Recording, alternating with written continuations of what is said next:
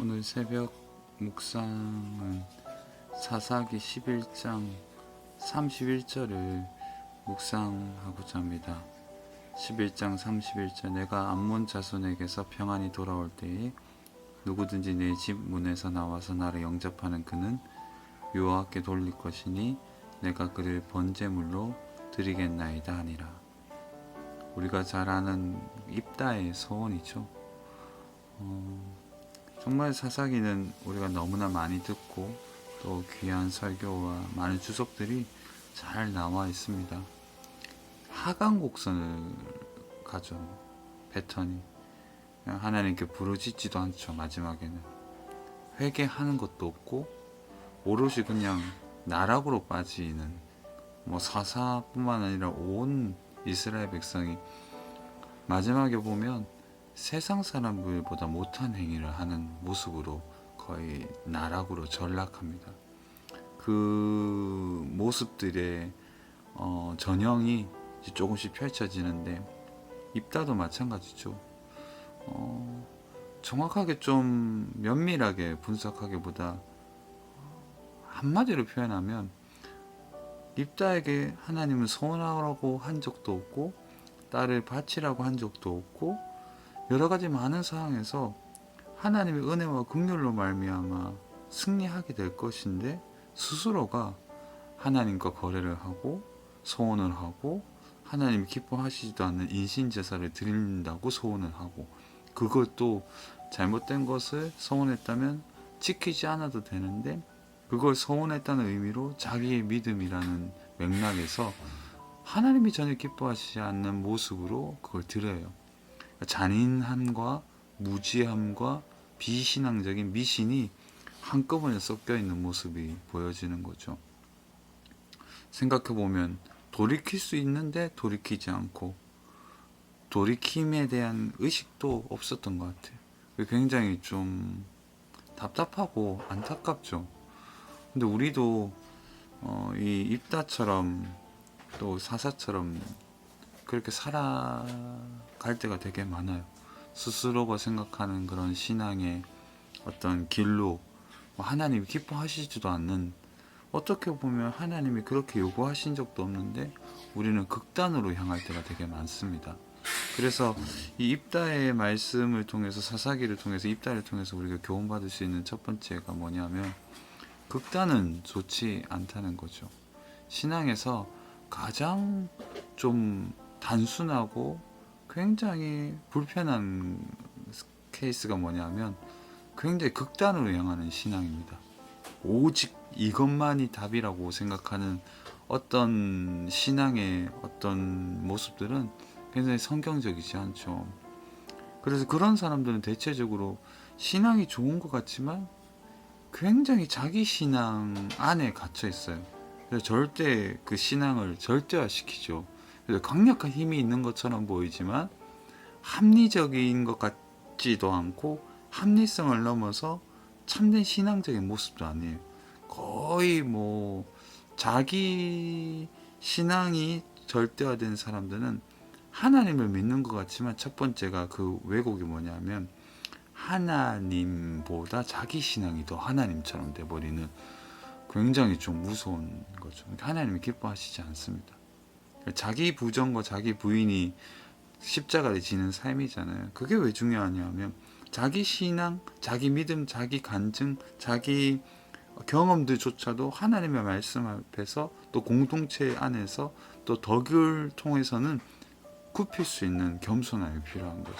그런 것들이 굉장히 좀 부족한, 저 자신 안에서도 특별히 또 사역하다 보면 그런 모습들을 저에게도 발견하게 되고 어떤 부분에서 또 어떤 여러 가지 사역을 통해서 그런 분들을 경험할 때도 있죠. 조심해야 됩니다. 두 번째는 글로 많이 고백하고 있는데 저 자신도 제가 스케치한 노트에 보면 이렇게 적혀 있더라고요. 이 묵상을 하면서 원칙보다 규칙보다 중요한 것은 사람입니다. 원칙, 규칙 중요합니다. 하나님의 말씀은 제일 중요하죠. 그런 것, 범주보다도 낮은 범주에 있는 원칙과 규칙, 사람을 통해서 우리가 서로가 합의하에 있는 원칙과 규칙도 되게 소중해요. 개혁주의 원리도 소중하고 다 중요해요. 그러나 사람보다 중요한 것은 하나님입니다. 원칙과 규칙보다 중요한 것이 사람이라면, 그러니까 사람을 살리고 사람을 사랑하는 방식으로서의 어떤 형태여야만 하지, 형식주의와 규제와 원칙만 있는 것은 원리주의자고 규율주의자고 굉장히 어떻게 보면 맞는 답이지만 사람을 살릴 수가 없어요. 사람이 굉장히 중요해요. 그러니까 하나님도 인카네이션 한 이유가 사람을 살리기 위해서 하셨잖아요. 그래서 사랑이 모든 율법의 완성이라는 맥락을 좀 고백할 필요가 있는 것. 또한 그보다 더 중요한 것은, 사람보다 중요한 것은 하나님이죠. 맞아요. 입다가 실수한 게 그겁니다. 자기의 서원보다 더 중요한 것은 하나님이죠. 그리고 그 딸을 드리고 안 드리고를 떠나서 그의 잘못을 뉘우치고 다시 되돌릴 수 있는데, 자기는 그 원칙과 규율 때문에 자기의 딸을 희생하는 거죠. 여러 가지가 많이 잘못된 거죠. 신앙적인 것 같지만 성경은 신앙적이지 않다는 것을 암묵적으로 표현하고 있다고 볼 수 있는 거죠. 더불어 우리는 원칙을 위해서 사람을 희생시켜서도 안 되고, 사람을 위해서 하나님을 망각하면서 살아서도 안 됩니다. 다시 표현하자면 우리는 원칙을 위해서 사람을 희생시켜서도 안 돼요. 그 원칙을 지키기 위해서, 서원이라는 원칙을 지키기 위해서 사람을 희생시키면 안 되죠. 우리가 어떤 자기의 어떤 신앙의 강력한 어떤 간증과 여러 가지 경험 때문에 모든 것을 절대하다 보니까 사람을 희생양으로 만들 경우가 많아요. 이것만이 답이다. 이것만이 답이다. 이것만이 답이다. 사실 그런 게 어디 있겠어요, 성경에. 성경 외에, 하나님 외에 절대적인 답은 없잖아요. 근데 자기가 경험한, 자기가 합리화한 이 모든 것이 절대화된 건 자기 우상화예요. 그게 굉장히 위험한 거죠. 신앙이 좋은 분들이 그 결을 잘못 한번 타면요, 굉장히 위험합니다. 그리고 사람을 위해서 하나님을 망각하면서 살아서도 안 돼요. 사람조차도 절대화돼서는 안 되는 거죠. 사랑이 답이지만 하나님의 사랑이 답이지 사람을 향하는 사랑이 답은 아닌 거죠.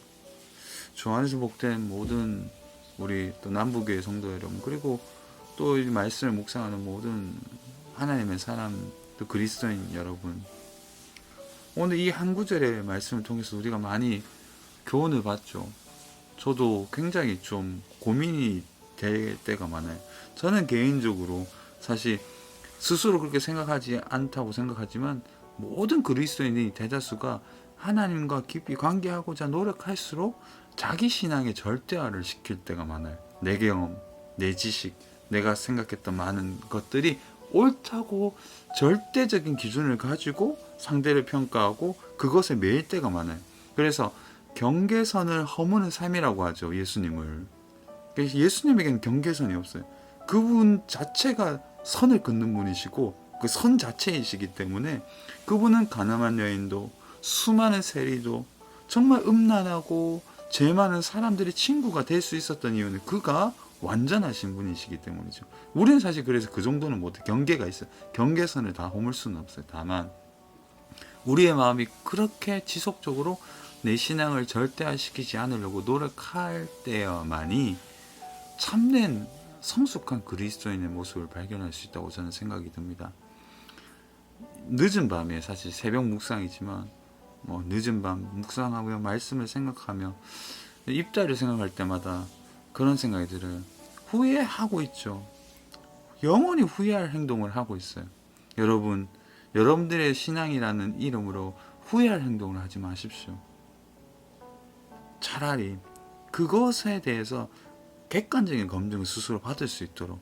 그래서 가장 중요한 것이 뭐냐면, 하나님이 주시는 모든 복과 은혜와 하나님의 일하심은요, 평안해요.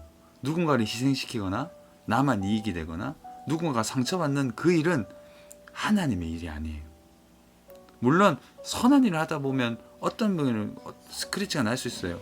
그 좋은 길로 가기 때문에. 근데 결국 보통의 일은 하나님의 은혜 가운데서 평안하고 모두에게 사랑을 받고 이런 수준이 아니라 건덕에서 오롯이 선한 의지가 드러날 수밖에 없다는 거죠. 여러분 평안함으로 인도받기를 바라고 이따처럼 실수하지 않기를 바랍니다. 그래서 주님이 기뻐하시는 인생을 또 살기를 예수님의 이름으로 축복합니다.